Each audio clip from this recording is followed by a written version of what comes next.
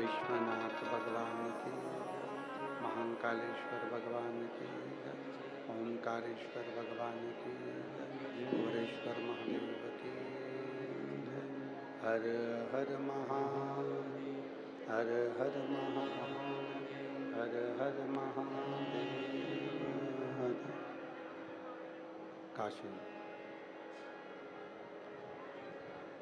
विश्वनाथ ओगड़दानी त्रिकालदर्शी कैलाशी अविनाशी भगवान शिव, जिनकी पुनित पावन पवित्र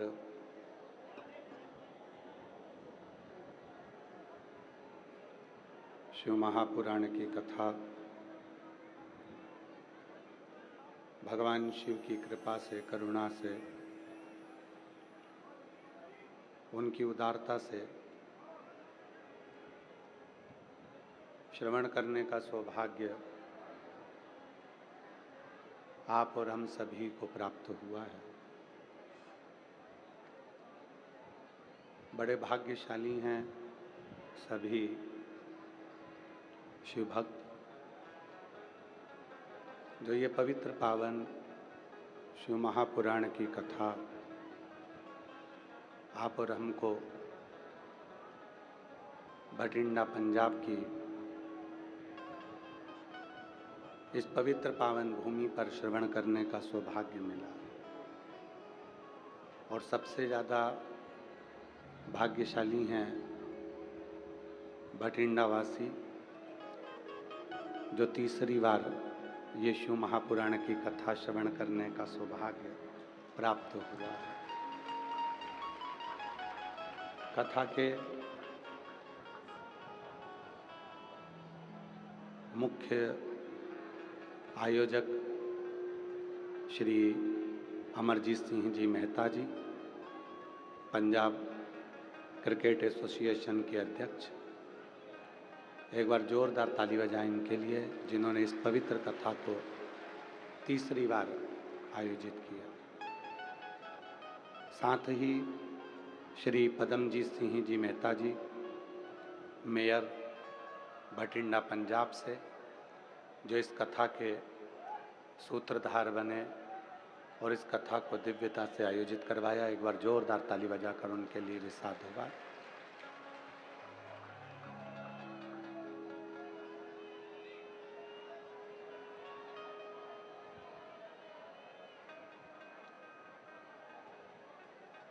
ये पवित्र पावन शिव महापुराण की कथा, सभी जगह की आवाज़ खोलिए, पीछे की भी, साइड की भी, इधर की भी। ये पवित्र पावन शिव महापुराण की कथा मानव जीवन के संपूर्ण दुखों को समाप्त करने वाली है। जब एक मनुष्य विश्वास कर लेता है, भरोसे में दृढ़ हो जाता है, तब उसके जीवन में कितना सुख आता है, ये शिव महापुराण की कथा बताती है। शरीर पा लेना एक अलग विषय है, मानव का शरीर प्राप्त हो जाना एक अलग विषय है। पर मानव के शरीर को प्राप्त कर कर भगवान शिव की अविरल भक्ति को प्राप्त कर लेना, ये एक कठिन विषय है, एक कठिन विषय है। जब 21,600 श्वास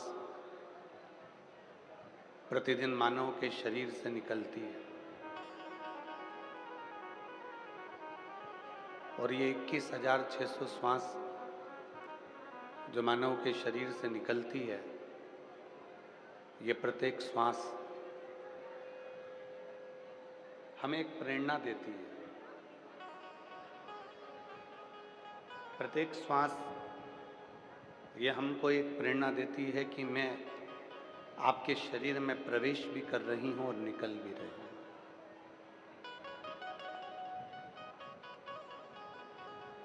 अर्थात दुनिया की कोई ऐसी वस्तु नहीं है जिसको हम अपने पास हमेशा के लिए रख सकें। दुनिया का ऐसा कोई धन नहीं है, दुनिया की ऐसी कोई संपदा नहीं है जिसको हम हमेशा के लिए अपने पास रख सकें। जो मिला है धरा पर, धरा का धरा की धरा ही रह जाना है, यहां से कुछ लेकर नहीं जाना।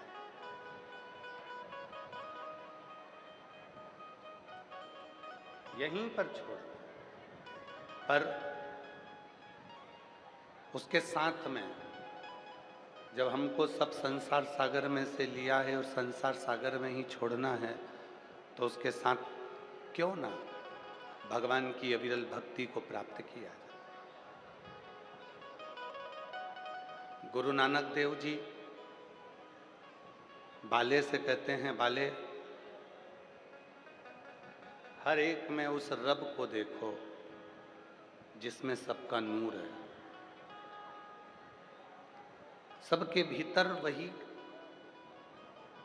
गुरु नानक देव जी कहते हैं कि एक ही का नूर सबके भीतर,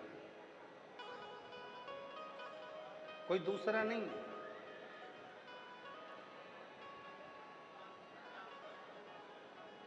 हर एक के भीतर उसी का नूर समाया हुआ है।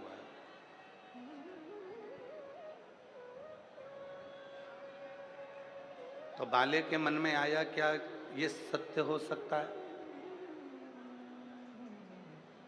एक कबूतर लेकर बाले गुरु नानक देव जी महाराज जी के सामने से जाता है और बाले ने उस कबूतर को जंगल में ले जाकर विचार करा कि इसको मारना है जहां कोई ना हो। जब बाले उस कबूतर को देखता है तो वृक्ष देख रहे थे, आकाश देख रहा था, पर्वत देख रहा था। बाले ने उस कबूतर को मारा नहीं और गुरु नानक देव जी के पास आ गए। आज गुरु नानक देव जी बड़े प्रसन्न थे। क्यों? क्योंकि बाले की जो अज्ञानता थी वो आज मिट रही थी।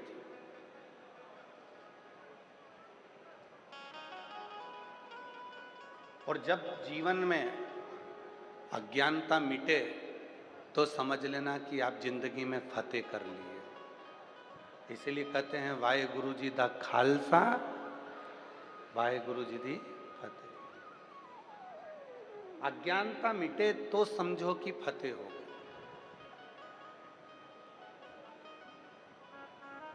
भीतर का अज्ञान समाप्त हो तो समझो कि हमारी फतेह हो गई, विजय।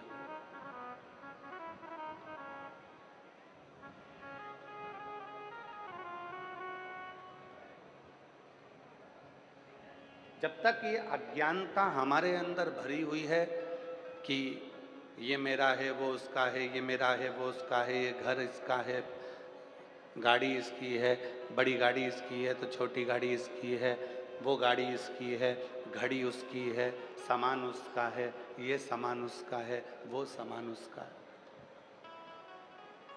एक घर के अंदर अगर हम रह रहे हैं, एक परिवार के साथ रह रहे हैं, तो हमारे भीतर ये भाव होना चाहिए कि हम सब एक हैं, सब एक।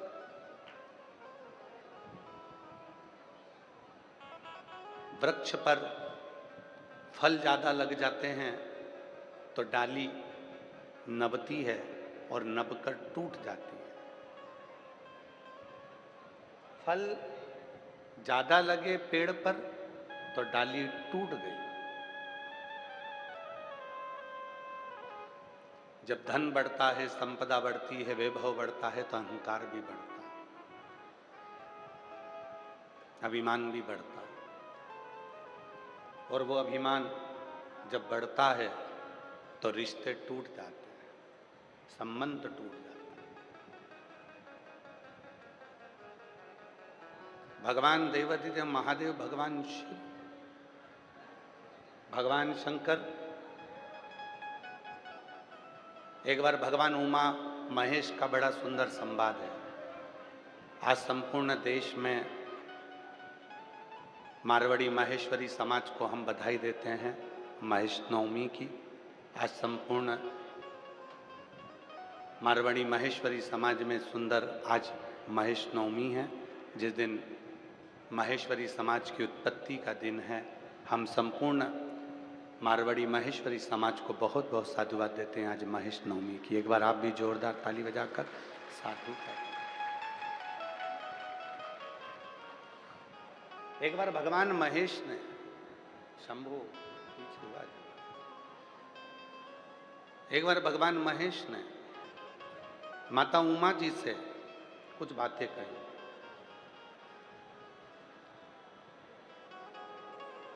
माता उमा जी ने पूछा भगवान श्री महेश से, माता उमा जी ने पूछा भगवान श्री महेश से, ये रूप है भगवान के।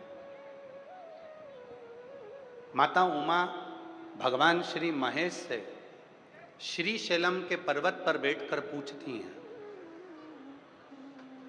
कलयुग को लाने में, कलयुग को बढ़ाने में कौन सहयोगी होता है? संसार का कोई व्यक्ति नहीं चाहता कि कलयुग बढ़े आगे। संसार का कोई व्यक्ति नहीं चाहता कि कलयुग और आगे बढ़े। संसार का व्यक्ति तो चाहता है कि कलयुग जहां है वहीं पर थम जाए, रुक जाए और ये आगे ना बढ़े, ये आगे ना बढ़े। पर इस कलयुग को आगे लाने में किसकी तत्परता रहती है? इस कलयुग को आगे बढ़ाने में किसकी तत्परता रहती है?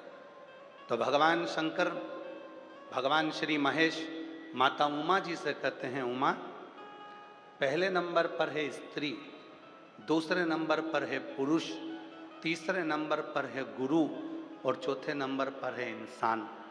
ये चार ऐसे हैं, अगर ये चाहें तो कलयुग आगे बढ़ ही नहीं सकता है, बढ़ेगा ही नहीं, एक ही जगह पर स्थिर होकर रह जाए। कलयुग आगे बढ़ ही नहीं सकता। कौन कौन चाहे? पहले नंबर पर कौन है? स्त्री। दूसरे नंबर पर, जम के बोलो, पुरुष। तीसरे नंबर पर गुरु और चौथे नंबर पर इंसान। अगर ये चार चाहें तो कलयुग अपना कदम बढ़ा ही नहीं सकता। अगर ये चार चाहें तो कलयुग अपना पांव आगे बढ़ा ही नहीं सकता। ये चार को रोकना चाहिए कलयुग को। तो कलयुग ये कैसे रोक सकते हैं? तो कहा, स्त्री लज्जा को, शर्म को ना भूले तो कलयुग आगे बढ़ ही नहीं सकता। स्त्री लज्जा को रखे, शर्म को रखे।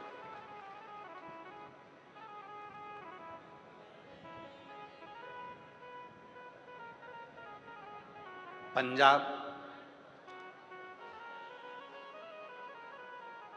हमको एक बहुत बड़ी सीख देता है। पंजाब एक हमको सबसे बड़ी सीख देता है कि जब भी गुरुद्वारे में जाया जाता है, जब भी कोई सत्संग में जाया जाता है, तो सिर पर अपनी चुन्नी को मेरी जीजियां अपने माथे पर रख लेती। पुरुष जब गुरुद्वारे में जाते हैं, सत्संग में जाते हैं, लंगर में जाते हैं, तो अपने सिर पर एक वस्त्र, एक पाग, पगड़ी, एक वस्त्र रख लेते हैं। क्या है, क्या है। और ये बात केवल एक की नहीं है। गुरु नानक देव जी महाराज जी से भी बाले ने पूछा था कि जब कोई लंगर चखता है तो अपने मस्तक पर वस्त्र क्यों रखता है? जब मत्था टेकने के लिए गुरुद्वारे में आता है, देवालय में जाता है, शिवालय में जाता है, तो अपने मस्तक पर वस्त्र क्यों रखता है? तो कहा गुरु नानक देव जी ने, वहां पर हम तो नहीं होंगे, पर जब वो वस्त्र अपने मस्तक पर हमारा सम्मान के भाव से रखेगा तो हमारा हाथ वस्त्र के रूप में उनके सिर पर रखा ही रहेगा।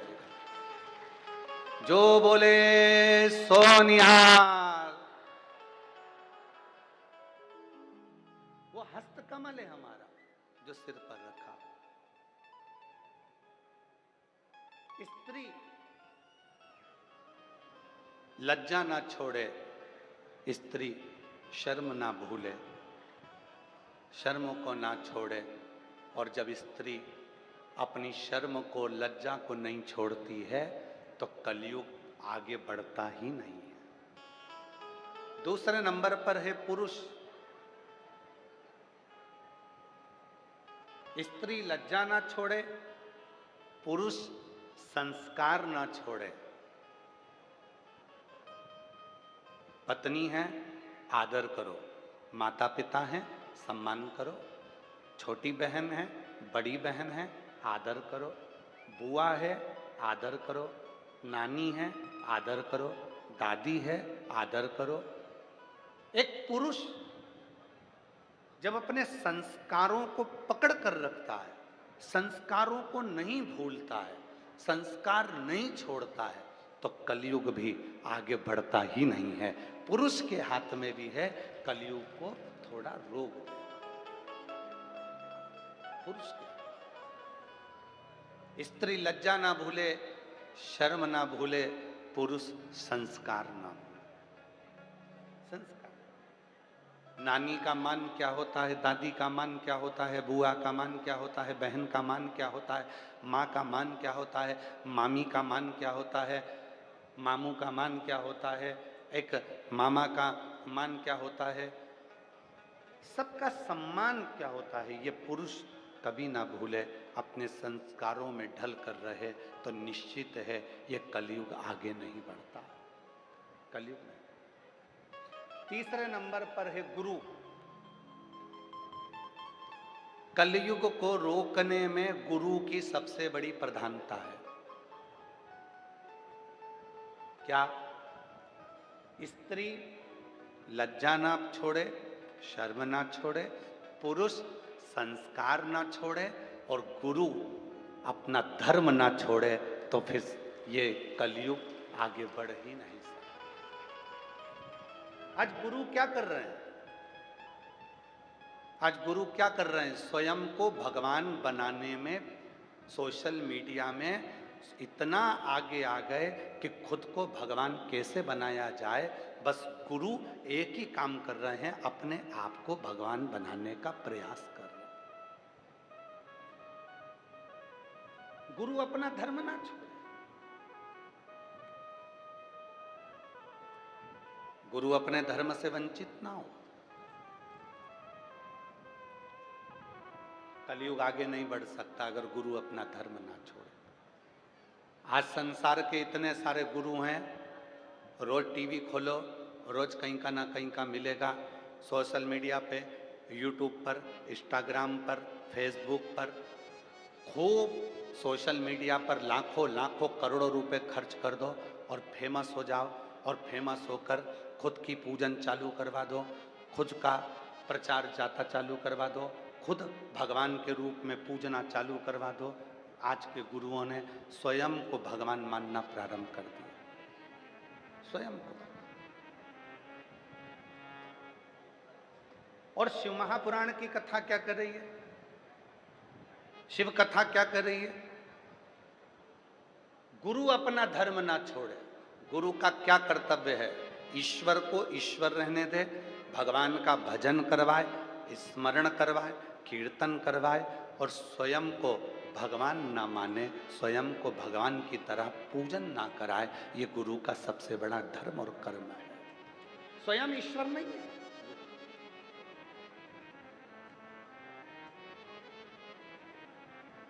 आज के गुरु ऐसे हो गए,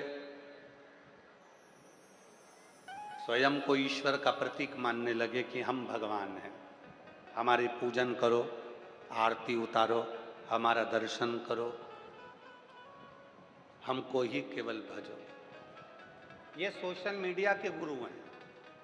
जब तक सोशल मीडिया पे चलेंगे तब तक गुरु जी कहलाएंगे, और सोशल मीडिया से हटे कि इनको कोई गुरु मानने को तैयार नहीं हो।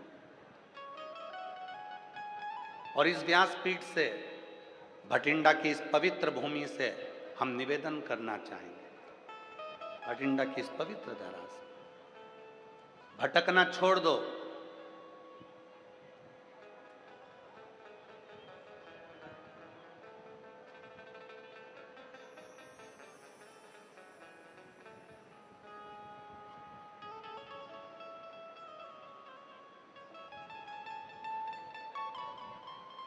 कहीं नहीं भटकना, भटकना छोड़ो। कोई कहे कि ये गुरु, कोई कहे वो गुरु, कहीं नहीं भटकना। अपन को तो केवल जिसकी वाणी हमारे हृदय को छू जाए और जिसकी वाणी से हमें शिव मिल जाए, बस वही गुरु है। बाकी के हमें कहीं जाने की, भटकने की जरूरत नहीं।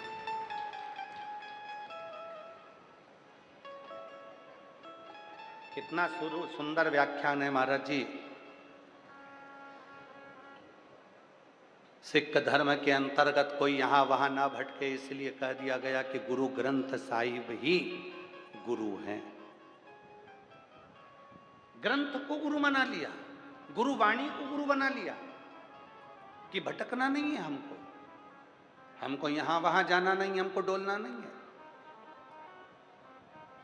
पहले नंबर पर स्त्री कलयुग को रोक सकती है अगर वो अपनी लज्जा और शर्म को ना भूले। दूसरे नंबर पर पुरुष अगर वो अपने संस्कारों को ना भूले तो कलयुग को रोक सकता है। और तीसरे नंबर पर गुरु जो अपने आप को ईश्वर ना माने, ईश्वर को ईश्वर रहने दे और वो अपने धर्म को ना छोड़े, तो समझ लेना कि वो कलयुग को रोक सकता है। और चौथे नंबर पर है इंसान। इंसान अपनी इंसानियत ना छोड़े तो समझ लेना कि कलयुग आगे बढ़ने से रुक सकता है। आज इंसान इंसानियत नहीं कर पा, आज इंसान इंसानियत से दूर हो गया। घर के अंदर मम्मी का सिर दुख रहा है और एक बार जाकर नहीं पूछा कि मम्मा तुम्हारी तबीयत कैसी है। घर के अंदर पत्नी को तकलीफ हो रही है और एक दिन भी जाकर नहीं पूछा कि धर्म पत्नी से कि तेरे को तकलीफ क्या है, बच्चों को क्या चाहिए, पूछने की जरूरत ही नहीं पड़ रही। मत जाओ दूसरी जगह, अपने घर के अंदर जो 4 लोग रहते हैं, अपने घर के अंदर जो 5 लोग रहते हैं, अपने घर के अंदर जो परिवार रहता है, आप कम से कम उसी से एक दूसरे से हालचाल तो पूछ सकते हो कि तुम कैसे हो, तुम हो कैसे। और कभी प्यासे को पानी पिलाया नहीं, बात अमृत पिलाने से क्या फायदा। कभी गिरते हुए उठाया नहीं, बाद आंसू बहाने से क्या फायदा। मैं तो मंदिर गया पुजारती की पूजा करते हुए ख्याल आ गया। मैं तो मंदिर गया पूजारती की पूजा करते हुए ख्याल आ गया। कभी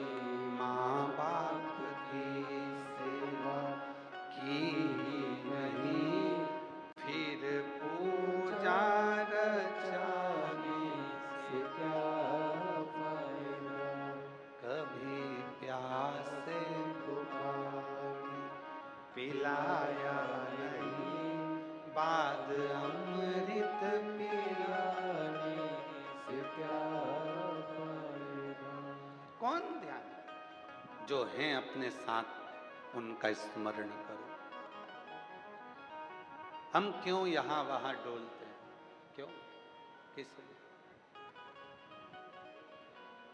कलयुग आगे बढ़े ना, उसके लिए इन चारों को ध्यान रखना है। पहला स्त्री को, दूसरा पुरुष को, तीसरा गुरु को, चौथा इंसान को। इंसानियत ये भूले ना।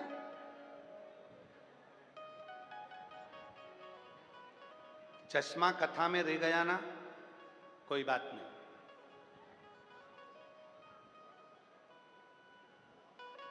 चश्मे की याद कब आती है? जब आप कुछ पढ़ते हो। बोलो बोलो, सही है कि गलत है? जम के बोलो जरा। चश्मे की याद कब आती है? जब आप, जम के बोलो, जब आप कुछ पढ़ते हो। तुम्हारे दांत पूरे निकल गए और एक डब्बी में दांत रखे थे, कहीं खो गए। बत्तीसी की याद कब आती है? जब कुछ, जम के बोलो, खाते हो। चश्मे की याद जब आती है जब कुछ पढ़ना होता है। बत्तीसी की याद जब आती है जब कुछ खाना होता है। और शिव पुराण की याद तब आती है जब व्यक्ति कहीं संकट में घिर जाता है, तब सीहोर वाले बाबा के उपाय को ढूंढना प्रारंभ करता है। शिव और मेरा भोलेनाथ आता है। अंत समय प्रभु आना पड़ेगा, वचन दिया तो निभाना पड़ेगा। अंत समय प्रभु आना पड़ेगा, वचन वचन दिया तो निभाना पड़ेगा। आए नाए प्रभु कुटुंब कबीरा, अंत समय प्रभु आना पड़ेगा, वचन दिया तो निभाना पड़ेगा। चश्मे की याद आई पढ़ते समय।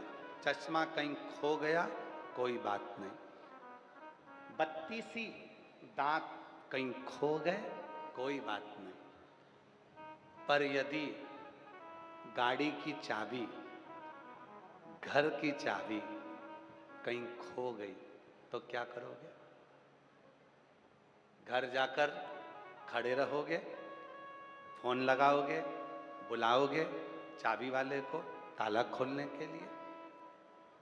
चश्मा खोया चलेगा, बत्तीसी खो गई चलेगी, पर चाबी खो गई नहीं चलेगी। एक प्रसंग है ना, भारत के 10 लोग मिलके अमेरिका घूमने गए और भारत के 10 लोग घूमने अमेरिका गए। वहां जाकर उन्होंने एक होटल का रूम लिया और वो होटल का रूम नीचे नहीं मिला, 100 मंजिल ऊपर मिला।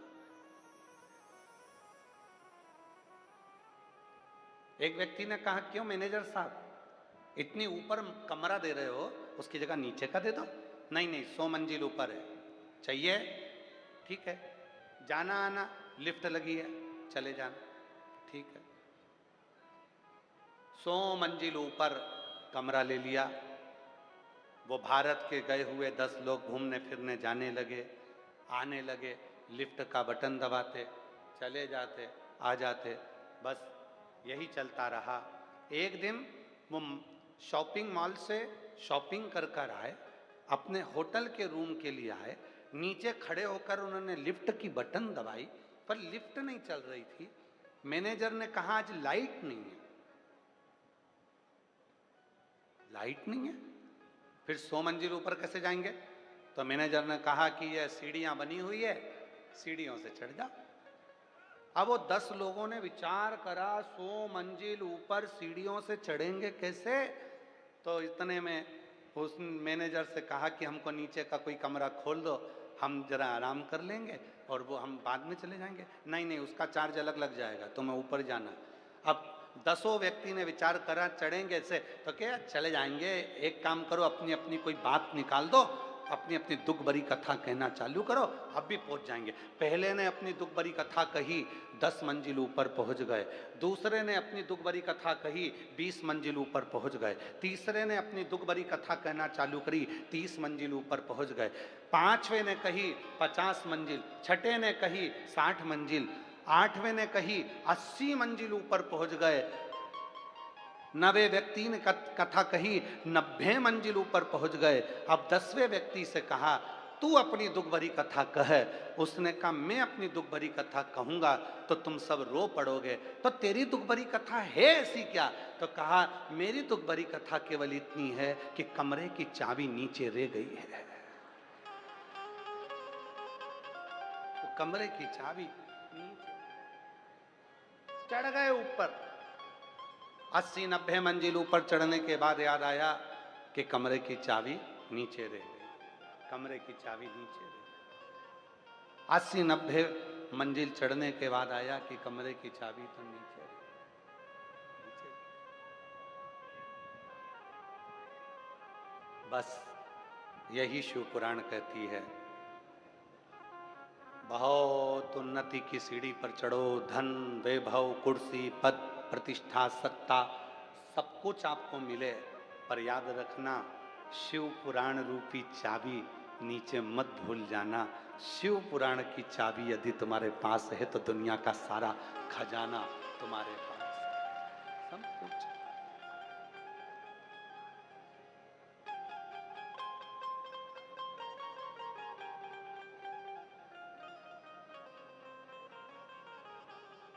तेरे दर पे आके मुझे क्या मिला है, तेरे दर पे आके मुझे क्या मिला है। मैं जानता हूँ या वो जानता है, मैं जानता हूँ या वो जानता है। तेरे दर पे आके मुझे क्या मिला है, तेरे दर पे आके मुझे क्या मिला। ये सब कुछ जानने वाला कोई दूसरा है ही नहीं। चश्मा भूल जाएगा चलेगा, बत्ती सी भूल जाएगा चलेगा, चाबी नहीं भूलना चाहिए।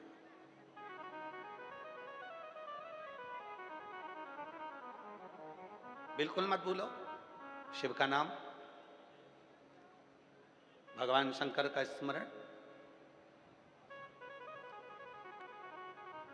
शिव की अविरल भक्ति।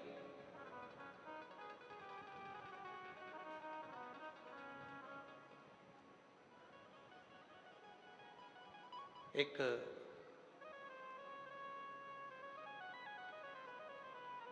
दुनिया का कोई कष्ट है, दुनिया की कोई तकलीफ है, दुनिया की कोई प्रॉब्लम है, सबकी एक चाबी है, श्री शिवाय नमस्तु।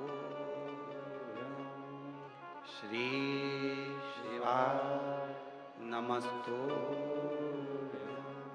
श्री शिवाय नमस्तु। दुनिया की एक चाबी है, उस शिव का नाम।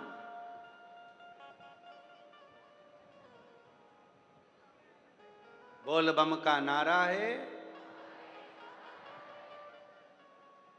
सारी समस्या का हल, सबका एक साधन, एक साधन शिव।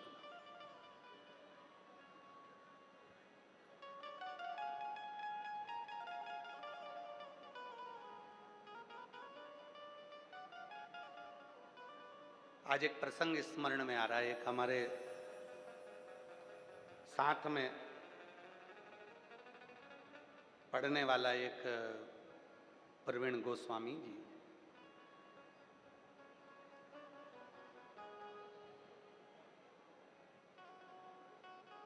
और प्रवीण गोस्वामी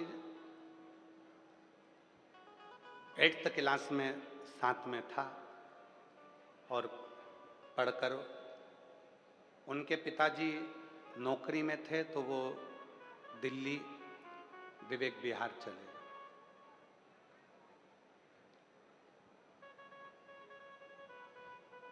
और दिल्ली विवेक विहार में वो रहने लगे और वो प्रवीण भी कार्य में लग गया। क्या काम करता था बहुत पहले का स्मरण था, तो ध्यान नहीं था कि वो कहाँ हैं। ऐसे कई मित्र हैं कहीं कहीं कहीं कहीं।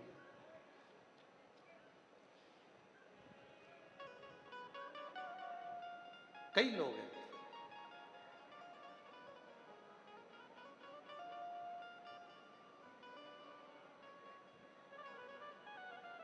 तेरे दर पे आके मुझे क्या मिला है, तेरे दर पे आके मुझे क्या मिला है, ये मैं जानता हूँ या तू जानता है, ये मैं जानता हूँ या तू जानता है, तेरे दर पे आके मुझे क्या मिला है, तेरे दर पे आके मुझे क्या मिला है।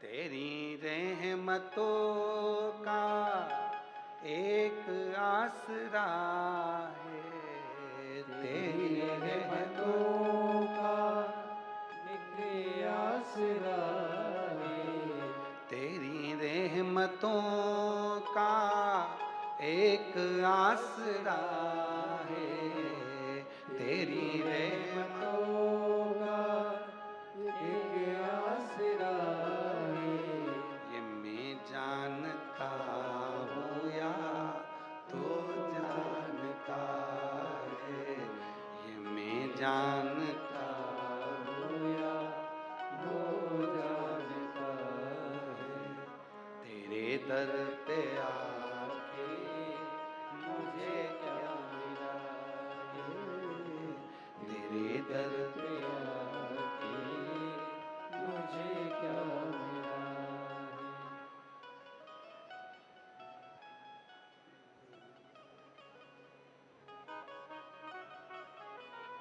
क्या मिला ये बोल। तो वो दिल्ली चले गए, दिल्ली में विवेक विहार में वो रहने लगा। अब समय निकलते निकलते निकलते निकलते ऐसे कई साल निकल गए और मिलना नहीं हुआ। अब कक्षा 8वीं का स्मरण और अब सालों हो गए, सालों निकल गए।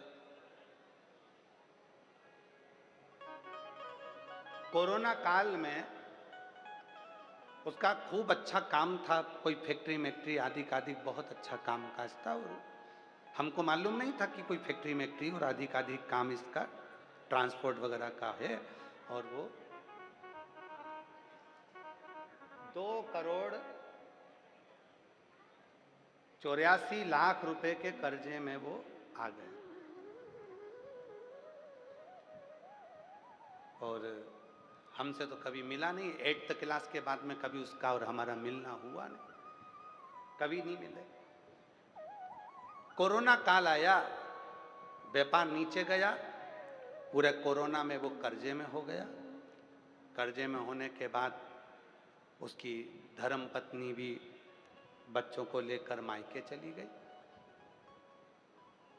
4 भाई थे, चारों भाइयों ने हाथ ऊंचा कर दिया, तूने कर्जा करा, तेरा पैसा गया।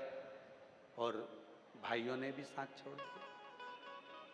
उसने कहीं टीवी पर कथा देखी और वो पहचान गया कि ये सीहोर वाला प्रदीप मिश्रा है। जो हमारे साथ 8th क्लास में पढ़ता था। नंबर निकाला, सीओर ऑफिस फोन करा, ऑफिस से नंबर लिया, बात हुई आशीष के मोबाइल से, तो कहा मैं प्रवीण बोल रहा हूँ। हमने कहा प्रवीण कौन? कहा 8th क्लास में पढ़ते थे, याद है? अब इतने स्मरण में आया। हाँ हाँ। कहाँ हो? कहा दिल्ली हूँ, विवेक विहार रहता हूँ। अच्छा, फिर इतने सालों के बाद कहाँ 8th क्लास और कहाँ? अब याद कैसे किया? टीवी देख रहा था तो तुम दिख गए, और दिख गए तो मन में आया कि एक बार बात करूं। बहुत उलझन में फंसा हूं, बहुत उलझन। क्या उलझन आ गई? कोरोना काल में सारा पैसा डूब गया, 2,84,85,00,000 के करीब में चला गया। पूरी फैक्ट्री डाउन हो गई, सब कुछ डब हो गया, कुछ भी नहीं बचा। सब ने साथ छोड़ दिया, पत्नी और बच्चे भी चले गए, अपने मायके गई है, और अब क्या कर सकते हैं? तो हमने कहा भाई देखो, हमको तो कुछ आता है नहीं। अरे टीवी पर तुम्हारी कथा चल रही है, कोई दिल्ली में तुम्हारा परिचित है क्या?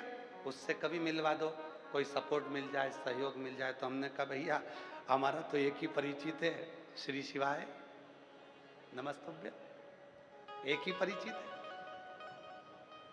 और वो केवल शिव है। अरे भाई बहुत कर्जा है, कोई मिल जाए जो थोड़ा बहुत सपोर्ट। हमने कहा मुश्किल। एक है, वो कर्जा नहीं देता, खुद कर्जे में रहता है, और उसका नाम महादेव है, शिव है, शंकर है, ओघड़धाम। चलो ठीक है, मेरा पैसा वापस कैसे आएगा? हमने कहा देखो पहले समय अच्छा चल रहा था ना, हाँ, पत्नी भी थी, हाँ, बच्चे भी थे, हाँ, परिवार भी था, हाँ, भाई भी साथ में थे, हाँ, समय अच्छा चल रहा था, काल अच्छा चल रहा था। अब तेरा काल, तेरा समय बेकार हो गया तो घबराना नहीं। घड़ी बनाने वाला, समय बनाने वाला, काल बनाने वाला उस महाकाल को याद करना प्रारंभ कर दे, और जिस दिन तू महाकाल को याद करना प्रारंभ करेगा उस दिन तेरा काल सुधरना प्रारंभ हो जाएगा और तेरी जिंदगी वापिस वैसी की वैसी हो जाएगी। उसने कहा क्या करना पड़ेगा?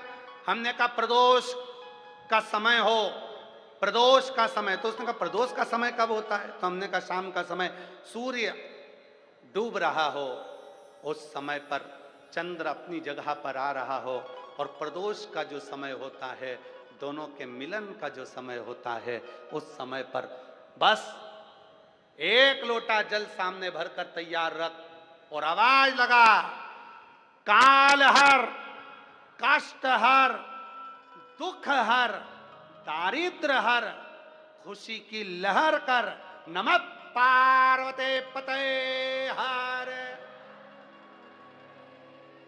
बस बोलना प्रारंभ कर, काल हर, कष्ट हर, दुख हर, खुशी की लहर कर।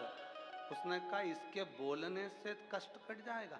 हमने कहा प्रदोष काल में जब घड़ी बनाने वाले को याद करोगे, काल अधिपति को याद करोगे, और चिल्लाकर जब उससे पुकार करोगे, बच्चा रोता है तो माँ गोदी में लेकर दूध पिलाती है, छोटा बच्चा जिद करता है तो पापा फिरकी भी दिला देते हैं, छोटा बच्चा रोता है तो दादी फिंगर बनाकर रोटी का गुट्टा दे देती है।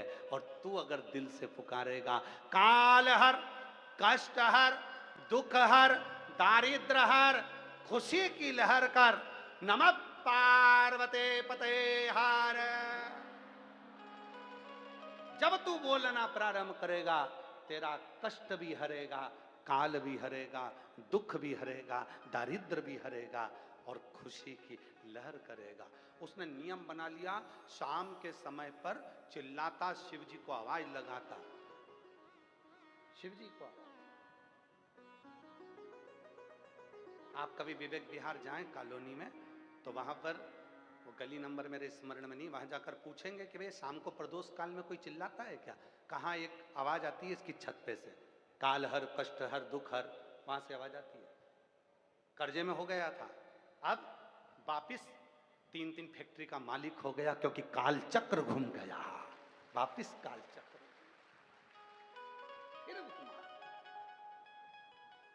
किसकी सामर्थ्यता है? पैसा देने वाला पैसा दे सकता है पर समय चेंज नहीं कर सकता। धन देने वाला धन दे सकता है पर कष्ट आपका मिटा नहीं सकता, दरिद्रता नहीं मिटा सकता। धन दे देगा, संपदा दे देगा, सर रोग को नहीं मिटा सकता। हॉस्पिटल में अटैची लेकर खड़ा हो जाएगा, पर रोग मिटाने की जवाबदारी भी उसकी है, कष्ट मिटाने की जवाबदारी भी उसकी है। जब हम उससे कहते हैं काल हर, कष्ट हर, दुख हर, दरिद्र हर, हे प्रभु खुशी की लहर कर, जब उससे कहते हैं तो वो ध्यान देता है कि मुझे पुकार रहा है, मुझे आवाज लगा रहा है, और फिर वो आता है और ऐसा काल चक्र घुमाता है कि घड़ी जो उल्टी चल रही हो उसको सीधी कर देता है और तुम्हारी जिंदगी की सुखी कर देता है।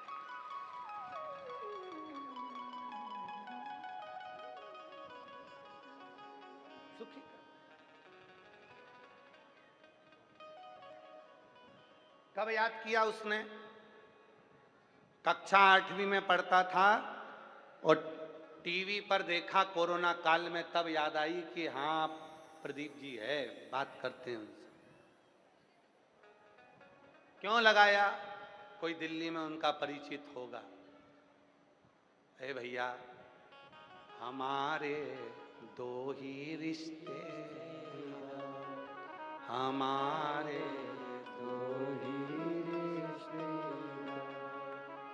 एक हमारे भोले बाबा, एक हमारे भोले बाबा, और दूजी गोरा रानी सरकार, हमारे दो ही रिश्ते, हमारे दो ही रिश्ते। धन वालों के ढेरों साथी हो सकते हैं।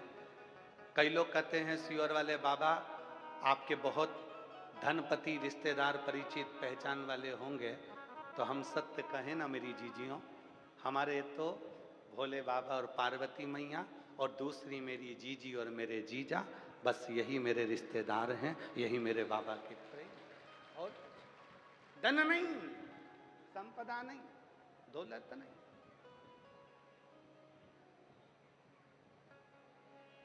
कोई कहे कि सियोर वाले बाबा के पास जाएंगे, पत्रिका दिखाएंगे, हाथ दिखाएंगे तो हमारा दुख काट देंगे, ना ना ना, सियोर वाले बाबा को कुछ नहीं आता, उसका दुख तो खुद भोलेनाथ काटता। तकलीफ है, कष्ट है, दुख है, परेशानी है, पुकारो उसको, पुकारो।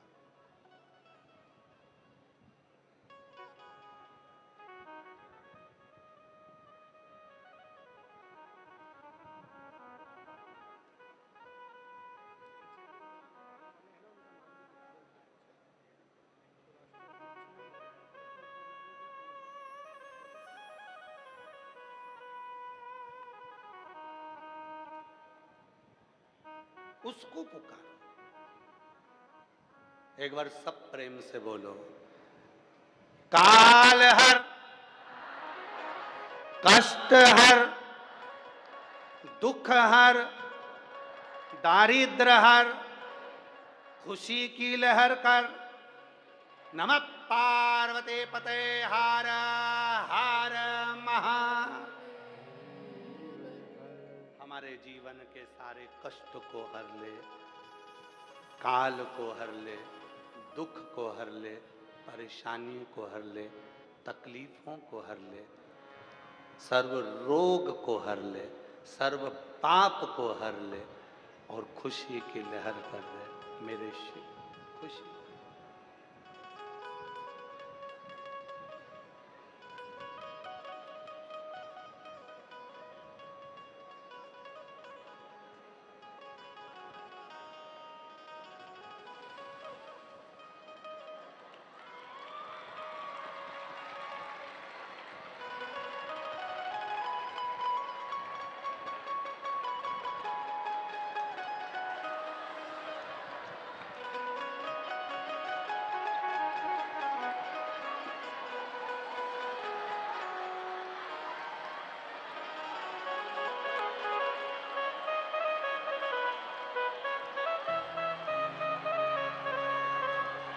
पर्वत से भोले बाबा नीचे उतर आओ। पर्वत से भोले बाबा नीचे उतर आओ। ओ पर्वत से भोले बाबा नीचे उतर आओ। छेड़ना नहीं है, इसको नहीं छोड़ो।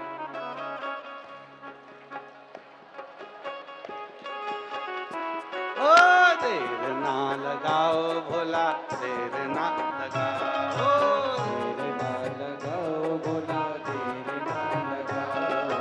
देर ना लगाओ भोला, देर ना लगाओ। देर ना लगाओ भोला, देर ना लगाओ। ओ पर्वत से भोले बाबा नीचे उतर आओ। पर्वत से भोले बाबा नीचे उतर आओ।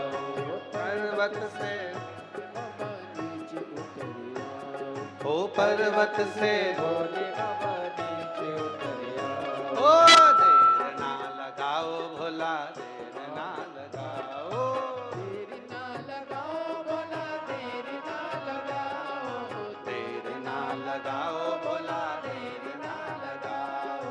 देर ना लगाओ भोला, देर ना लगाओ। भोले के लान में ने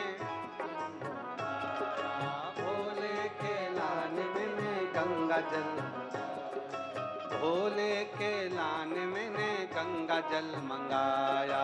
भोले के लाल मैंने गंगा जल बुलाया। ओ जल्दी से आओ भोला, देर ना लगाओ। जल्दी से आओ भोला, देर ना लगाओ। ओ जल्दी से आओ भोला, देर ना लगाओ। जल्दी से आओ भोला, देर ना लगाओ। ओ पर्वत से भोले बाबा नीचे उतर आओ। पर्वत से भोले बाबा नीचे उतर आओ। ओ पर्वत से भोले बाबा नीचे उतर आओ। पर्वत से भोले बाबा नीचे उतर आओ। ओ देर ना लगाओ भोला, देर ना लगाओ। देर ना लगाओ भोला, देर ना लगाओ। देर ना लगाओ भोला, देर ना लगाओ। देर ना लगाओ भोला, देर ना लगाओ। देर ना लगाओ भोला, देर ना लगाओ।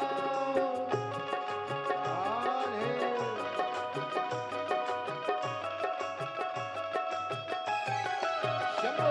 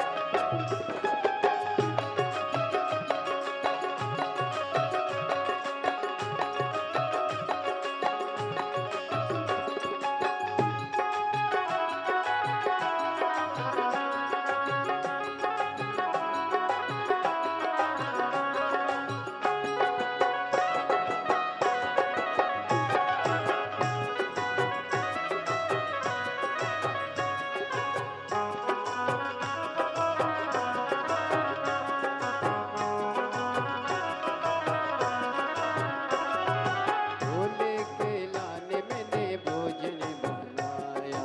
भोले के लाने मैंने भोजन बनाया। ओ भोले के लाने मैंने भोजन मंगाया। भोले के लाने मैंने भोजन मंगाया। जल्दी से आओ भोला, देर ना लगाओ। जल्दी से आओ भोला, देर ना लगाओ। जल्दी से आओ भोला, देर ना लगाओ। जल्दी से आओ भोला, देर ना लगाओ। ओ पर्वत से भोले बाबा नीचे उतर आओ। पर्वत से भोले बाबा नीचे उतर आओ। ओ पर्वत से भोले बाबा नीचे उतर आओ।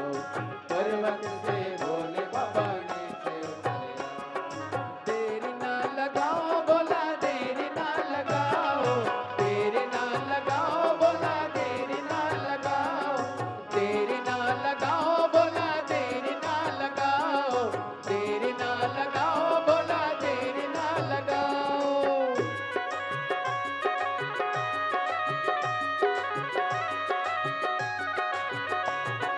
शंभो।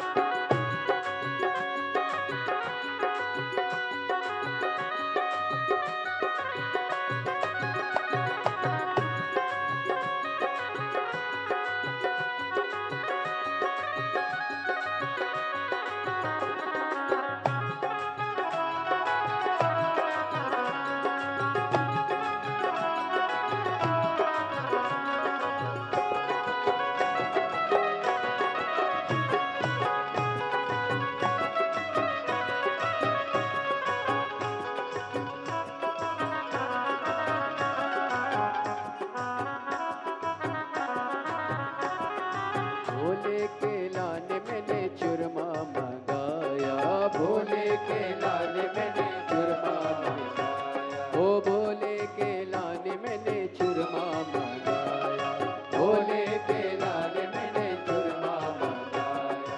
जल्दी से आओ भोला देर ना लगाओ, जल्दी से आओ भोला देर ना लगाओ, जल्दी से आओ भोला देर ना लगाओ, जल्दी से आओ भोला देर ना लगाओ।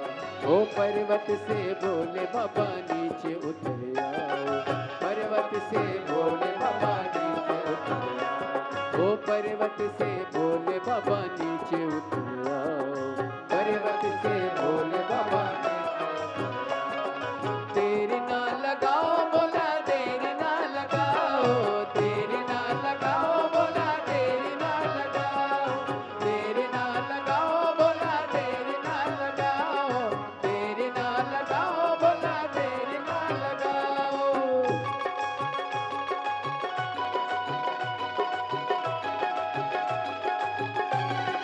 बोले शंभो।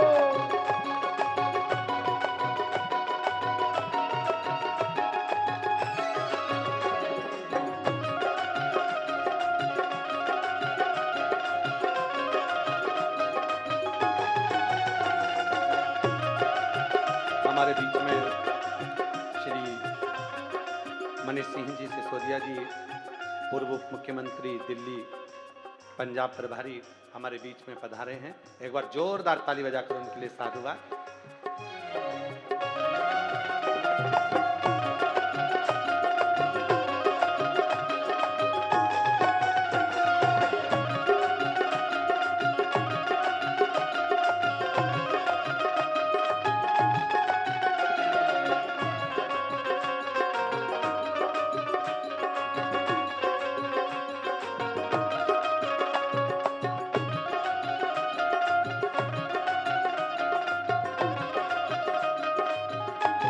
जोरदार ताली।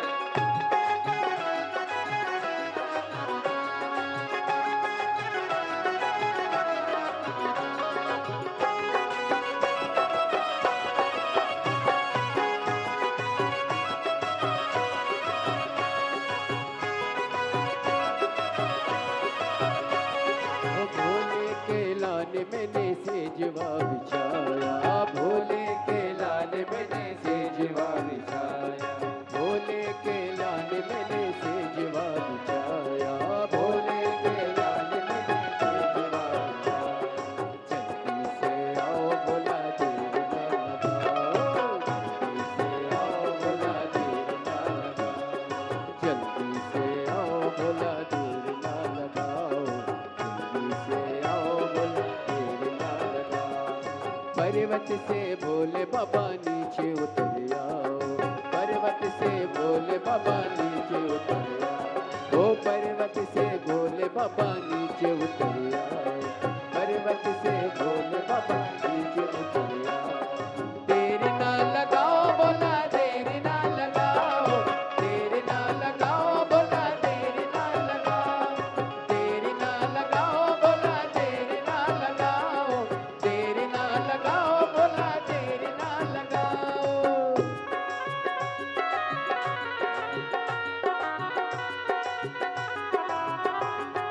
हरि बोल।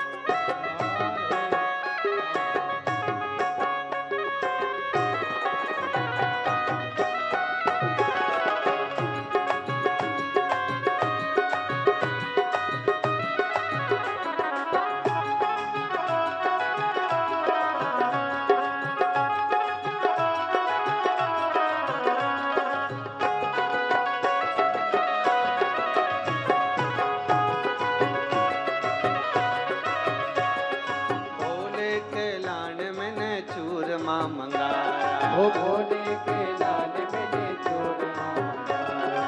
भोले के लाने मैंने सेजवा बिछाया। ओ भोले के लाल मैंने सेजवा बिछाया। ओ जल्दी से आओ बाबा देर ना लगाओ। जल्दी से आओ बोला देर ना लगाओ। जल्दी से आओ भोला देर ना लगाओ। जल्दी से आओ बोला देर ना लगाओ। ओ पर्वत से भोले बाबा नीचे उतर आओ। ओ पर्वत से भोले बाबा नीचे उतर आओ। ओ पर्वत से भोले बाबा नीचे उतर आओ। ओ पर्वत से भोले बाबा नीचे उतर आओ। ओ देर ना लगाओ भोला देर ना लगाओ। देर ना लगाओ बोला देर ना लगाओ। देर ना लगाओ बोला देर ना लगाओ। देर ना लगाओ बोला देर ना लगाओ। देर ना लगाओ बोला देर ना लगाओ। देर ना लगाओ बोला देर ना लगाओ। देर ना लगाओ बोला देर ना लगाओ। देर ना लगाओ बोला देर ना लगाओ। देर ना लगाओ बोला देर ना लगाओ। महादेव भगवान देव अधिदेव महादेव अपने स्थान पर बैठकर बाबा को अपने मन का भाव दिल से प्रार्थना करिए, विनय करिए, निवेदन करो। बाबा को अपने मन का भाव करो।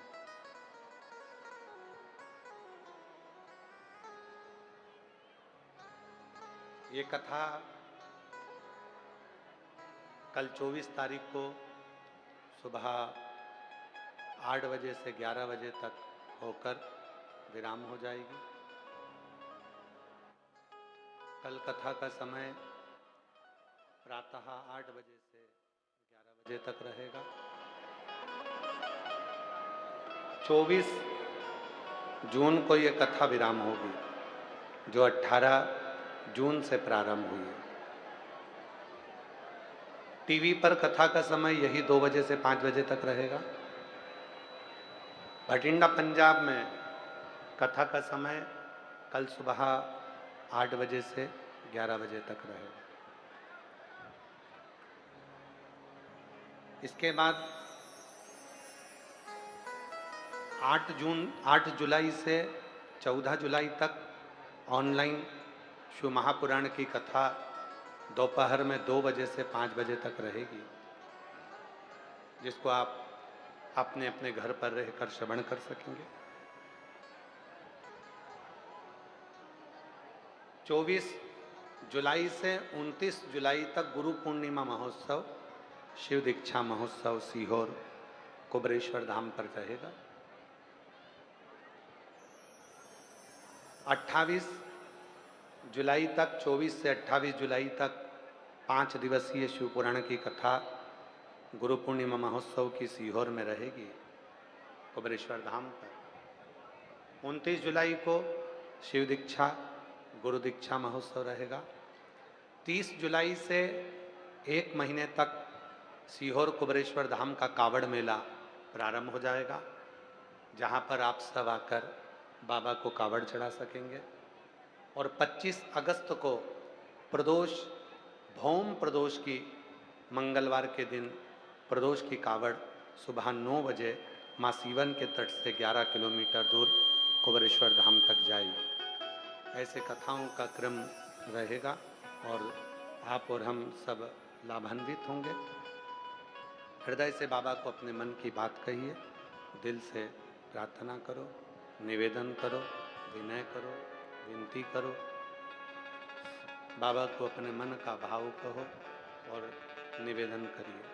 साथ में बोलिएगा, आज कथा का 6ठा दिवस है। आज कहते हैं कथा की शिवरात्रि है।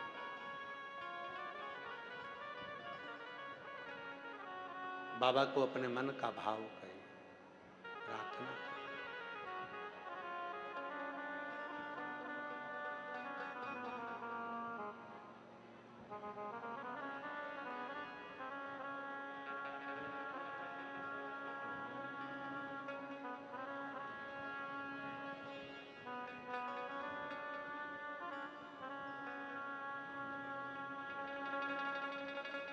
श्री शिवाय नमस्तु। श्री शिवाय नमस्तु। श्री शिवाय नमस्तु। श्री शिवाय नमस्तु। श्री शिवाय नमस्तु। भोला सब दुख काटो हमारा, ओ भोला सब दुख काटो हमारा। शिव शंकर जपो तेरी माला, भोले बाबा जपो तेरी माला। भोला सब दुख काटो हमारा, ओ भोला सब दुख काटो हमारा। देश मंगलकारी, वेश मंगलकारी। शमशान वासी हमारा, शमशान वासी हमारा। ओ भोला सब दुख काटो हमारा, ओ भोला सब दुख काटो हमारा।